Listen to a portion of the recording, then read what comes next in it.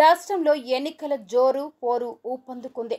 రకరకాల పద్ధతుల్లో ప్రచారాలు సాగుతున్నాయి. భారీ పూలమాలలు రంగప్రవేశం చేశాయి. మనుషులు వేసే పూలమాలల స్థానంలో క్రెయిన్లు వేసే పూలమాలలు వచ్చేసాయి. అయితే ఇలాంటి పూలమాలలో ఏదో ఒక వెరైటీ ఉండాలన్న ఉద్దేశంతో ఇప్పుడు పూలమాలలకు బదులు నూలు మాలలు వచ్చేసాయి.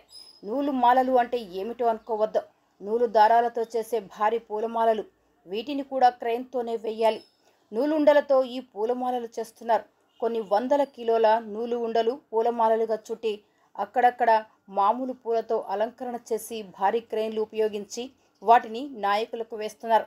సెంటిమెంట్ కూడా వీటికి జోడించాలని ఆ నూలు మాలలను పసుపు రంగులో ముంచి సాంప్రదాయబద్ధంగా ఆ మాలలు వేస్తున్న ఫీలింగ్ను కలిగిస్తున్నారు.